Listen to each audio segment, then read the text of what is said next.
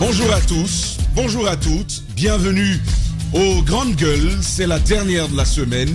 L'équipe s'est mobilisée avec beaucoup de plaisir justement pour vous aider à mieux comprendre l'actualité. Il me faudra un peu de volume pour mieux porter cette émission, cette représentation. Voilà donc ce matin encore le même entrain, le même engouement, vous aider à mieux comprendre l'actualité. C'est cela notre vocation de tous les matins. L'équipe se retrouve ce vendredi comme au lundi passé justement pour vous servir les clés de compréhension de notre actualité. Vous pouvez réagir à cette émission en faisant le hashtag espace GG votre message. Il nous parviendra, Issa Toussané nous le rendra ce matin. Ou tout simplement aller au plus 224 657 39 13 13. Vos messages seront portés à l'antenne ce matin. Au menu de notre actualité, on va aborder quelques dossiers de la CRIEF. On va notamment parler du dossier Ibrahima Kassori Fofana, Oyegi Lavogui et Dr Mohamed Diané qui vont comparaître ce 15 mars. Finalement, la Cour suprême s'est prononcée. Vous entendrez tour à tour le procureur spécial près la Cour de répression des infractions économiques et financières, Ali Touré. Vous l'entendrez ce matin sur nos antennes. Et puis derrière, si tout va bien, Maître Paul Yomba, il prendra la parole ce matin. Il est avocat de Dr Ibrahima Kassori Fofana. Et puis ces violences xénophobes du côté de la Tunisie.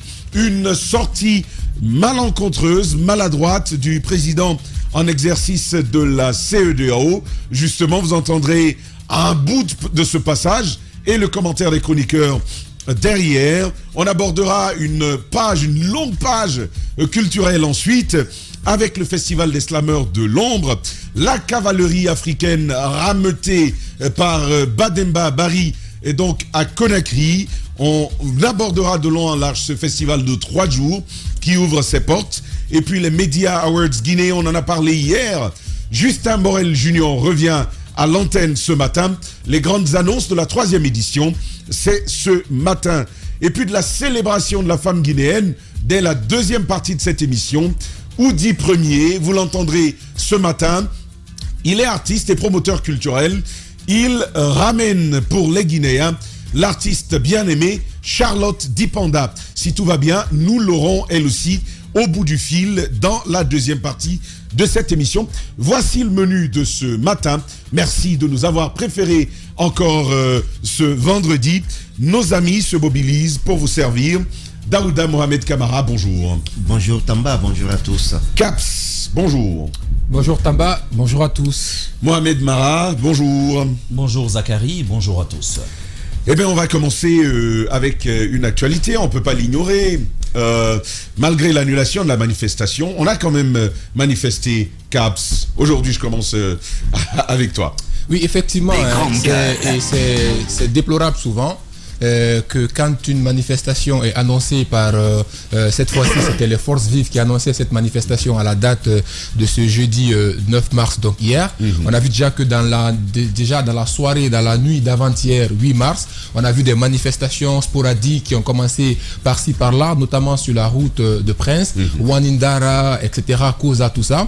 Et ce qu'il faut révéler, et ça c'est quelque chose de très important, Tamba, c'est de dire que aujourd'hui, quand les Forces Vives ou quand une entité, que ce soit de la société civile ou des partis politiques, décident de lancer une manifestation, souvent ils ne prévoient pas dans leur démarche qu'à la veille de la manifestation, il y a des manifestations sporadiques qui commencent et souvent c'est dans ces manifestations-là qu'on a des heurts, c'est dans ces manifestations-là qu'on a souvent des blessés parce que des jeunes sortent barricader des routes et le plus souvent c'est une manière pour eux de braquer certains parce que souvent on constate tous ces différents faits-là quand il y a des braquages à la veille des différentes manifestations. Et hier, on a compris que c'est allé, malgré le fait que la manifestation après a été reportée, on a vu que ça n'a pas mis fin à ces heures-là. Les jeunes se sont quand même prêtés à cet exercice avec les forces de défense et de sécurité à pouvoir les attaquer. On a vu qu'il y a notamment certains blessés, même si les chiffres ne sont pas tout à fait clairs pour moi. Notamment, on a un policier, un agent d'une agence de CMS qui a pris des projectiles sur le visage, qui a après été transporté dans une clinique pour prendre soin de lui et quelques blessés également au niveau des manifestants. Parce qu'en fait, en bas, ce qui est important le plus à relever là-dedans, quand vous voyez, ce sont des jeunes, ce sont des enfants qui le font. Moi, j'ai assisté... Les vidéos sont hallucinantes. Hallucinantes. Ce sont des enfants. Moi, j'ai assisté en fait à une scène comme ça. C'était la nuit, dans la nuit du mercredi, en quittant Kobaya pour remonter à la T5. Dans la nuit, je me suis fait certes accompagner par un motard qui connaît bien la zone, mais arrivé à un certain endroit, vous avez des jeunes qui sont assis, ils mettent des barricades pour faire de sorte que quand les forces de défense et de sécurité arrivent, ils ne puissent pas les suivre dans les quartiers, donc ils mettent des barricades là, ils sont assis. Et quand tu arrives, on te menace pour que tu puisses t'arrêter, et si tu t'arrêtes pas, c'est des projectiles qu'on commence à jeter sur toi, et finalement ça conduit à un véhicule qui a fait un tonneau, qui s'est renversé, et donc vous voyez ces choses, en général, ces pauvres populations auxquelles on s'attaque, ce ne sont pas ces populations en réalité auxquelles on doit s'attaquer, mais mieux encore, quand des situations comme ça arrivent, il est important pour les forces vives d'accepter de prendre la parole et de dénoncer ce genre d'actes pour se désolidariser de choses comme ça. Ils ne le feront pas. Oui, mais c'est ce qui est normal. Ils l'ont jamais fait. Mais justement, pour se désolidariser et ce qui n'est pas bien là-dedans, quand ces jeunes souvent se font arrêter, quand il y a des réclamations pour la libération de ceux-là qui sont sortis pour manifester, finalement, on demande la libération de ceux qui sont sortis à la veille, qui en principe ne font pas partir de la manifestation qui est organisée par ces politiques-là. Donc, encore une fois, c'est là où les politiques doivent faire un vrai travail au niveau de leurs militants. Sachant que si on appelle à des manifestations, il y a des manifestations à la veille. Non, mais ceux que j'ai vus ne sont pas des militants. Ben justement, alors... Eux, c'est des enfants. Alors, ce que j'ai vu, c'est des enfants. Justement, qui ne savent même pas parfois pourquoi est-ce qu'ils sortent dans les rues. Et c'est pourquoi, justement, il faut que ces gens tiennent compte de ces différents faits-là. On ne peut pas accuser notamment les pouvoirs publics à la veille d'une manifestation, ou c'est même pas le jour de la manifestation, qu'il y ait des manifestations sporadiques comme ça, qu'on interdise l'accès, les passages à certains citoyens qui ont aussi le droit de circuler normalement. Il est du devoir des forces de défense et de sécurité de pouvoir assurer la sécurité, les biens et des services de ces pauvres citoyens-là qui sont aussi dans les zones. Donc encore une fois, que les politiques assument leurs responsabilités. Quand on décide de lancer une manifestation, prenons la peine de sensibiliser ceux-là qui souvent se mettent dans les rues pour pouvoir manifester, afin que nous puissions éviter ces choses. Je ne les défends pas. Je ne les défends pas, ces politiques, mais je ne crois pas qu'il puisse qu'un seul message suffise à calmer ces jeunes et à les empêcher de se mettre dans la rue. Et c'est pourquoi... parce qu'au fond, ils ne leur disent pas sortez avant, sortez après. Et donc c'est pourquoi Tamba, en lançant une manifestation, au regard du fait qu'ils savent désormais que ce sont des choses qui sont possibles, ils doivent en tenir compte dans leur stratégie de manifestation. Pour voir entre eux se concerter, en sensibilisant justement, en préparant ces pauvres situations. Tamba, un exemple concret, quand on vient dans les assemblées, dans les AG des partis politiques, est-ce qu'en un moment, on entend dans ces AG-là des messages de sensibilisation en termes d'éducation politique, en termes d'éducation civique des militants? On ne le fait pas. Tout ce qui se passe là, c'est des dénonciations, c'est des critiques, il faut faire ceci, il faut faire cela. Et ça, c'est aujourd'hui des choses qu'il faut justement bannir dans cette société-là. Mais il faut aussi dire au pouvoir public qu'en pareille situation, il faut lécher du lest. Aujourd'hui, il faut rassurer les gens. Quand on demande aux gens, venez pour qu'on communique. Quand vous dites aux gens, venez autour de la table, montrez quelques gestes aussi qui peuvent les permettre justement de savoir qu'effectivement, on est dans une dynamique, dans une logique de pouvoir se concerter. Et aujourd'hui, le pays a beaucoup plus besoin que ça. Et je veux terminer Tamba par dire quelque chose. Souvent, on a tendance à nous dire, quand tu parles avec ces politiques-là, ils te disent que ce sont des jeunes qui sortent dans la rue parce qu'ils n'ont pas de travail, parce qu'ils n'ont rien à faire. C'est ce qui explique que ces jeunes sortent. Maintenant, s'ils n'ont rien à faire, au-delà même du fait que l'État a cette responsabilité de pouvoir le faire, ça c'est une thèse qu'il faut davantage étoffer, parce que qui a quelque chose à faire dans ce pays? Ben justement, c'est pour dire encore une fois que c'est une réalité générale. Je veux dire que c'est un argument forcément qui ne tient pas la route. Ce sont des excuses. Il ne faudrait pas à un moment donné qu'on se mette dans la peau de victime pour pouvoir continuer à dénoncer. Il faut à un moment donné assumer sa part de responsabilité dans ce fait-là, parce qu'encore une fois, on n'a qu'une seule chose en commun, et c'est le territoire guinéen. Le territoire guinéen. Daouda, je me pose cette question ce matin. Je pense que ce débat se mérite. Comment on réussit? Comment on parviendra à stabiliser cet axe-là, notamment sur ce type de comportement autour des manifestations? comment concrètement on peut ramener plus de stabilité dans ces zones? Comment concrètement, ma réponse qui est catégorique, c'est que lorsqu'on arrêtera de manipuler, on arrivera à cela. Aujourd'hui, on est dans une... Arrêter de manipuler. Que veux-tu dire? On est aujourd'hui en train de manipuler cette jeunesse sur cet axe, je vais dire. Et la manipulation, elle est des deux côtés. Il y a la classe politique qui manipule, il y a le pouvoir qui manipule. La classe politique, puisqu'on a toujours entendu l'objectif principal parfois recherché dans les manifestations à Conakry, c'est paralyser la ville. C'est l'objectif recherché. Lorsque la ville n'est pas paralysée, c'est qu'on n'a pas atteint l'objectif. Alors, s'il y a des éléments, vous avez des volontaires qui sont prêts à paralyser la ville pour vous, et on sait à la veille des manifestations ce qui se passe dans les quartiers, ce qui se passe notamment dans la commune de Ratoma. Il y a des démarcheurs qui viennent, qui rencontrent des jeunes leaders de différents quartiers et auxquels on donne à boire, on donne à fumer, on donne à s'entretenir.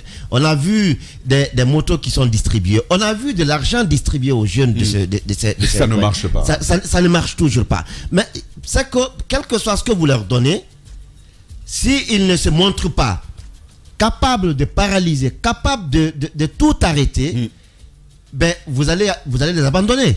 Donc, venez leur donner tout ce que vous voulez la nuit. Le matin, ils sortiront pour vous dire que nous sommes encore là. Je vois. Parce que quand on leur donne et qu'ils ne font rien... Il faut sortir, il faut continuer à sortir. Il faut continuer à sortir. Pour continuer à recevoir. À recevoir. Parce que lorsqu'ils arrêteront de sortir, on ne viendra plus leur donner. Donc, il faut continuer. Vous leur donnez la nuit, le matin, ils vont sortir. Et vous reviendrez encore. Ah ben, on s'était entendu. Vous allez donner encore. Le lendemain, ils sortiront. C'est la stratégie du chaos. C'est la stratégie du chaos. Sinon, dire que c'est le manque d'emploi. Allez à Zérekoré. Vous allez y trouver des jeunes qui ont terminé les études, qui sont à milliers, qui n'ont pas de travail, qui se débrouillent tant bien que mal à survivre. Allez à Gekedou, vous en trouverez. Allez à Kissidougou, allez partout dans le pays. Vous trouverez des jeunes qui n'ont pas d'emploi, mais qui ne sont pas des acteurs de violence.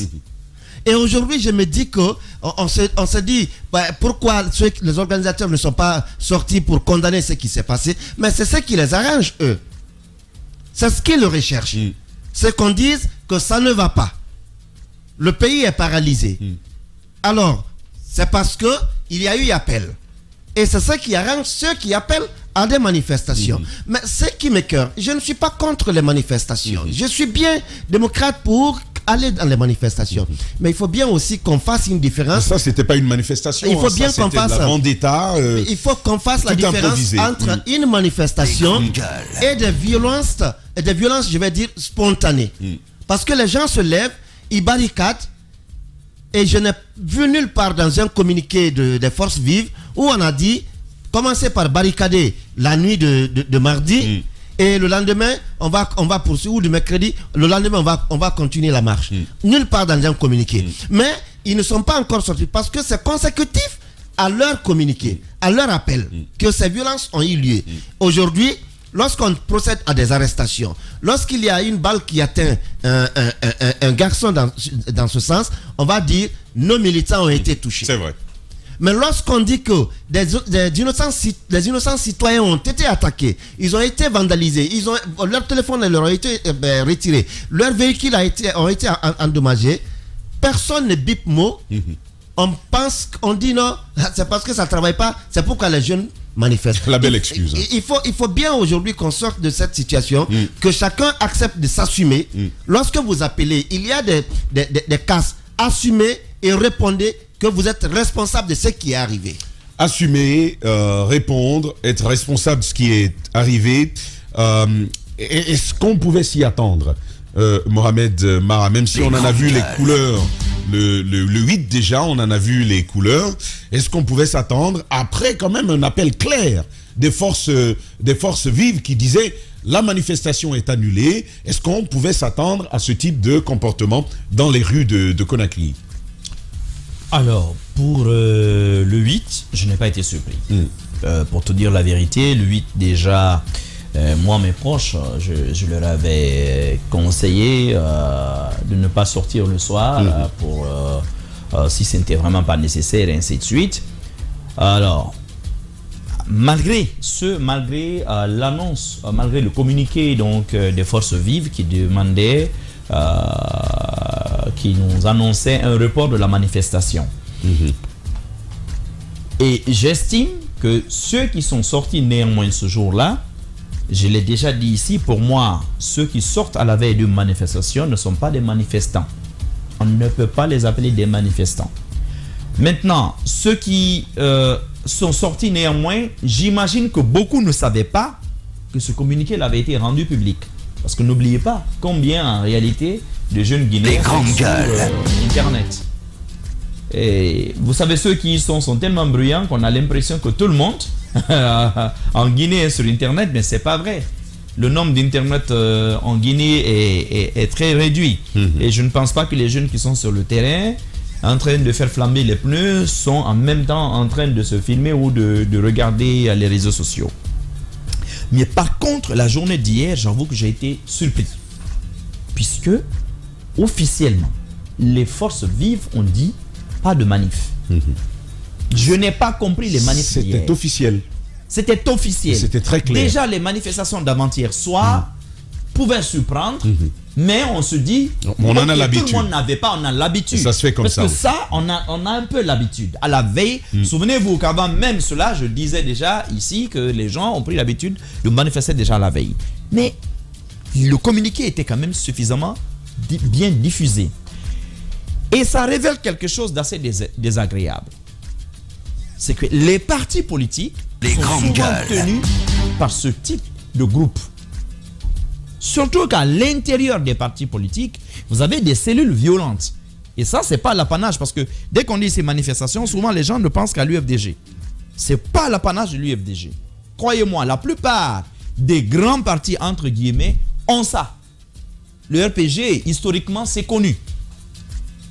C'est connu. Allez provoquer l'UFR à Matam, vous allez vous rendre compte qu'ils savent jeter les cailloux là-bas également.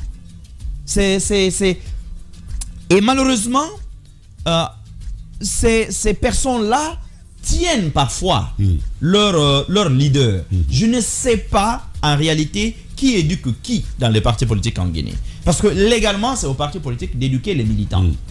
Vous avez vu ici, on est quand même dans le pays où le leader peut annoncer aujourd'hui une rencontre avec ses pairs d'autres partis demain, ou même je veux passer sur des médias demain. Les militants montent au créneau, monsieur le lendemain ne se rend pas au rendez-vous. Ça c'est arrivé chez nous. Mais ce qui c'est en Guinée, mais Mara, vous voyez cela. Les jeunes qu'on a vus, c'est pas des militants eux.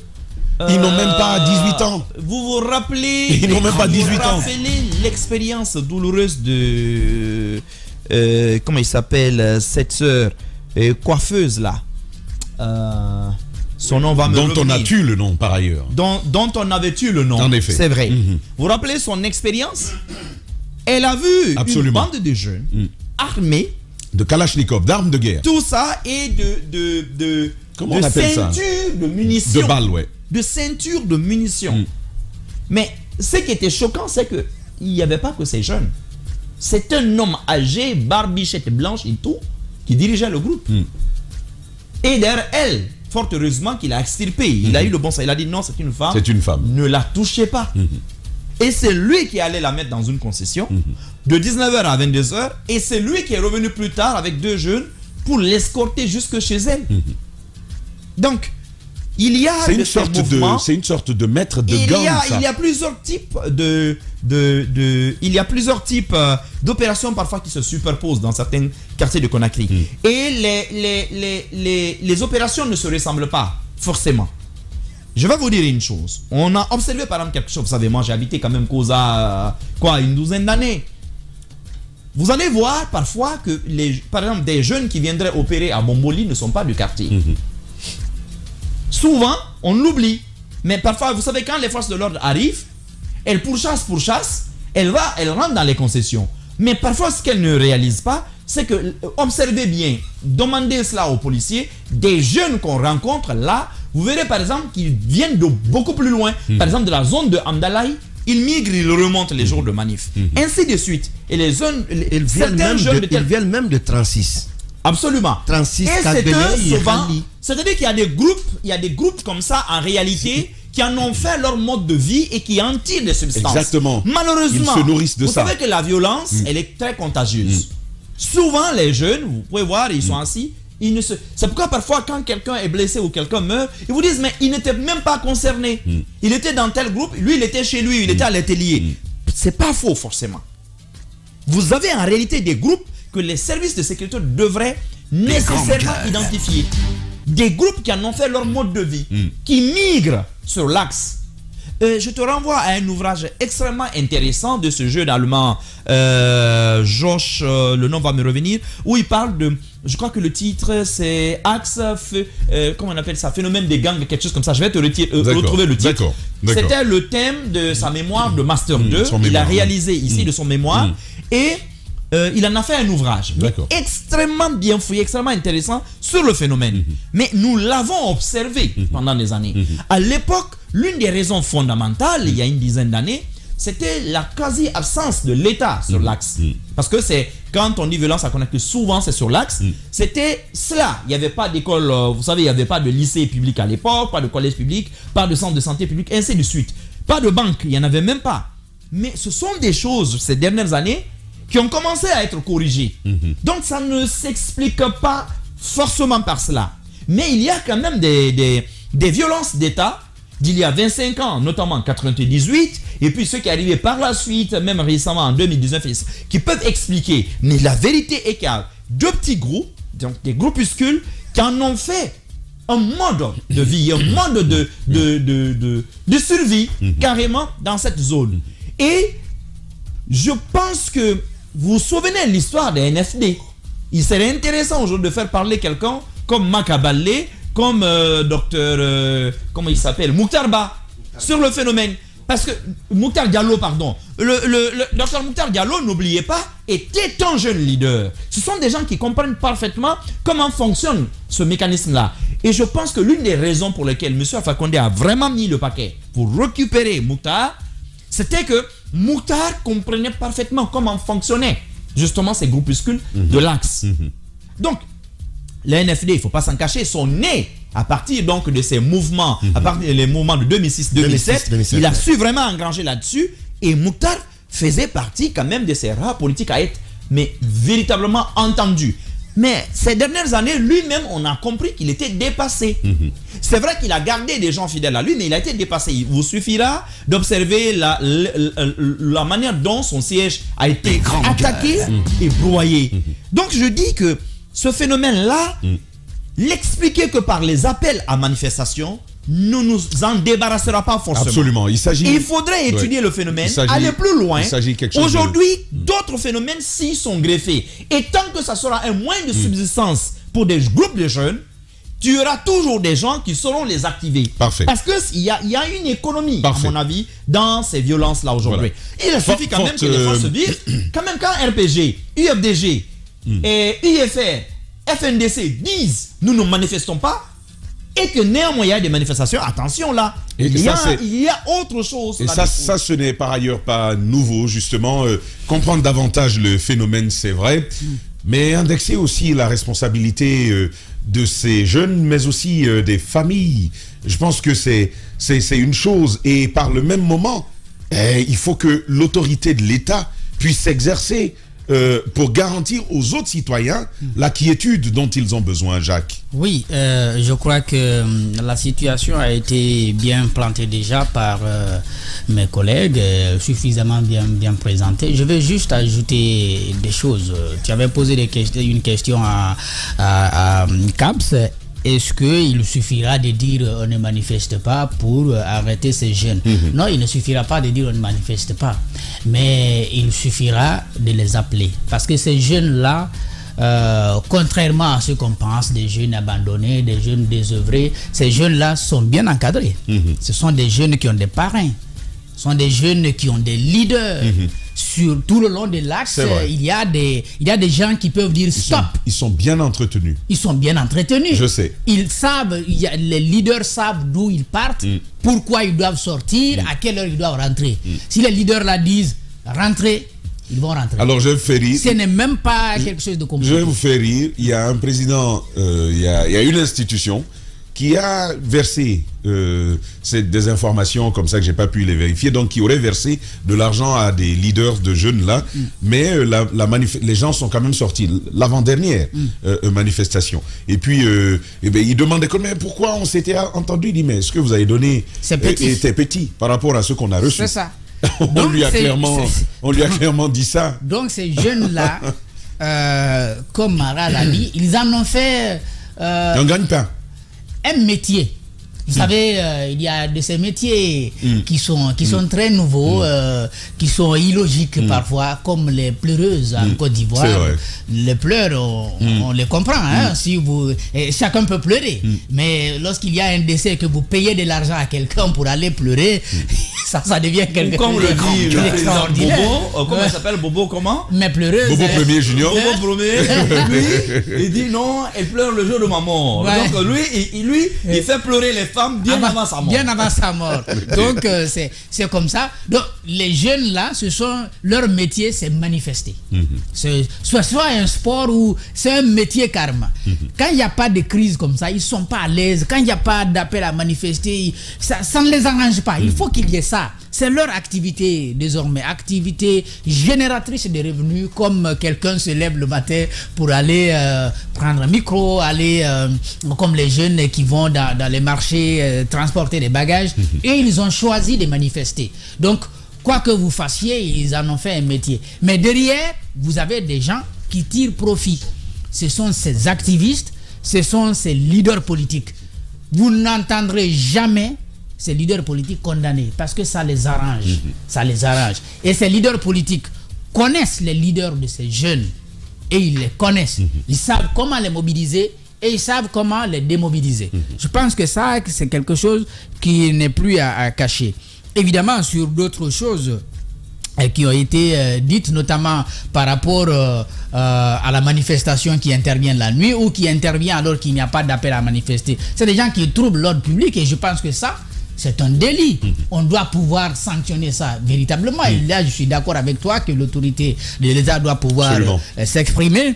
Nous avons toujours dit que lorsque le CNRD est arrivé avec de bonnes intentions, je crois qu'il est allé très vite sur certaines décisions. Nous débarrasser des PA. En même temps, c'était la drague à fond. Bon, c'était la drague, mais je crois qu'il s'est rendu compte que ça ne réussit pas. En tout cas, sur l'axe là, encore pour longtemps, ce n'est pas la drague comme ça qui va marcher. Ils savent ce qu'ils veulent, ils savent ce qu'ils cherchent. Ce n'est pas l'argent que vous allez donner, ils prendront. Ils vont manger et puis pour un petit temps, ils vont essayer de vous montrer qu'ils sont d'accord avec vous. Mais après, dès que celui qui les tient réellement dit faites ceci, vous allez voir tout de suite ce qu'ils vont faire. Vous allez même ignorer que à un moment donné, vous avez été en contact avec eux. Je pense qu'il faut songer à sécuriser les populations qui sont quand même victimes de leurs agissements. Parce que pour eux, là, on ne peut plus rien. Et à cette vidéo, où semble-t-il, un garçon qui brûlait du feu a été arrêté par des populations. Je sais pas si vous avez vu l'image. Ça, c'est du côté, je crois, de Ketaya ou de Kagbele, de Ketaya, on nous a raconté ça.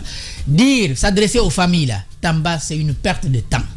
Les familles, là, savent ce qui se passe. Et je crois qu'elles sont d'accord avec ce qui se passe. Elles participent à cela. Elles encouragent. On a vu ici par le passé des femmes ramasser des cailloux et puis donner. Donc ce sont des choses qu'on ne peut plus maîtriser. Il faut dire à l'État de sécuriser les populations qui sont victimes des agissements de ces jeunes. Je ne sais pas de quelle façon on va procéder. Est-ce qu'il faut ramener les PA? L'État a des spécialistes pour ça. L'État a des spécialistes pour ça. Il faut considérer cela comme un phénomène dangereux, comme le phénomène des microbes en Côte d'Ivoire. Il faut considérer que c'est un phénomène dangereux et il faut sécuriser les populations qui circulent là-bas, qui habitent là-bas, qui sont victimes d'eux, pour que, évidemment, les gens ne continuent pas à payer lourd pour, que ce soit des temps de manifestation ou pas, des gens qu'on agresse, à qui on retire des biens, ou bien des biens privés qu'on part détruire, les véhicules qu'on caillasse, tout ça, tout ceci, c'est des choses condamnables et il revient à l'État, dans ses responsabilités régaliennes, d'apporter la sécurité maximale à la population. Voilà, Caps, vous souhaitiez rajouter quelque chose? Oui, j'ai envie rapidement de dire à Jacques que parfois, il y a des jeunes qui n'entendent plus les parents. Certains parents sont fatigués parce que des fois, l'éducation est ratée depuis la base. Maintenant, les enfants n'écoutent plus les parents. Ils vont néanmoins sortir. Et allant dans ce sens, il ne faut pas occulter la responsabilité parentale dans ces actions-là. Parce que des fois, après, quand ça arrive, c'est les autres qui souffrent. Il faut que les autres parents même se lèvent, que les quartiers se lèvent, s'asseyent et discutent de ce phénomène-là. Ce phénomène est très complexe. Oui, je comprends. Mais il est important, que les quartiers, ouais. que les populations des quartiers s'en mêlent. Voyez-vous, par exemple, quand les jeunes sont venus d'autres quartiers pour perturber votre quartier, il faut qu'ils soient empêchés. Il faut préalablement à cela. Tu connais bien l'expression effort de guerre. Oui. Tu connais bien l'expression effort de guerre. Ouais. Alors, je l'ai dit il y a quelques jours. Bon, certains l'ont mal pris, mais je sais bien de quoi je parle. Il y a effectivement un effort de guerre de ce côté. Oui, et crois-moi, ça implique parfois les familles. Oui, justement, maintenant, il y a d'autres familles. Parce que vous savez, Tamba, quand des faits comme ça arrivent, ce n'est pas seulement, en général, c'est même pas les familles ou les personnes qui sont associées à cette crise-là qui vivent les conséquences. Mais c'est plutôt d'autres voisins, c'est pourquoi d'autres j'ai personnes dit, qui sont autour. Ce sont ces familles-là qu'il faut sécuriser. Les familles qui ne participent pas, les familles qui sont victimes, il faut les protéger. Maintenant, l'une des manières de sécuriser cela, il faut que les familles-là décident de s'asseoir avec les autres, de discuter, de préserver leur quartier, de dire à un moment donné, stop, on n'a pas besoin forcément d'attendre l'État pour tout faire. Il faut que les citoyens jouent leur rôle de sensibilisation, de prévention, d'alerte, de pouvoir communiquer, informer les gens par rapport à des situations pour que ça cesse. Il faut de la responsabilité individuelle pour mettre fin à ce fléau qu'on est tous en train de vivre. Et c'est de cela aujourd'hui qu'on a besoin. Ce n'est pas seulement à l'État, aux parents aussi d'assumer leurs responsabilités, au quartier de se lever, d'empêcher que des choses comme ça se passent dans notre quartier, parce que ça ne fait pas honneur au quartier. Et des fois, il y a des entreprises qui veulent s'installer sur l'axe, mais qui n'osent pas venir s'installer pour la simple raison que pendant les moments de crise, ils perdront leur investissement. Et tout ça, c'est pour dire encore une fois, s'il n'y a pas des investissements sur l'axe qui peuvent garantir le développement ou que fait que les jeunes peuvent être employés sur l'axe, c'est au regard d'un certain nombre de comportements. Et les parents aussi, à leur tour, doivent se lever à un moment donné pour taper du poing sur la table, pour dire stop, et à l'État aussi de jouer son rôle régalien. Parfait. Que l'État puisse jouer son rôle. Deux réactions rapidement. Celle-ci, bonjour Zachary, je garde l'anonymat. C'est que le problème, là, c'est l'État. Sinon, pourquoi depuis lundi déjà, ils ont commencé à entrer dans les quartiers de l'Axe pour s'attaquer à des jeunes innocents. Dès lors, les jeunes se sont dit de répliquer jusqu'au jour J. Et puis, il y a cette autre réaction d'un autre qui nous écrit « Bonjour, les jeunes qui sortent sur l'Axe sont bien entretenus par les leaders politiques ou par leurs épouses qui leur donnent de l'argent, nous dit-il, qui leur donnent beaucoup de millions à la veille des manifestations pour qu'ils soient dans la rue. » Et puis, cet infatigable des GG qui nous écrit « Bonjour, la manif d'hier sur l'Axe doit pousser nos dirigeants à l'UFDG à une profonde réflexion, sinon ça risque de retomber sur nous. On ne peut plus définir la réussite des manifs par rapport à la paralysie sur l'Axe. Les riverains de l'Axe commencent à en avoir marre de ces actions, car nous sommes les seules victimes. » C'est un de nos inconditionnels qui nous écrit. Il est avec les GG depuis plusieurs années, bien entendu. Merci, Maki Premier de Dar es Salaam de nous avoir... et qui, on va marquer cette virgule et derrière, on va ouvrir avec quelque chose.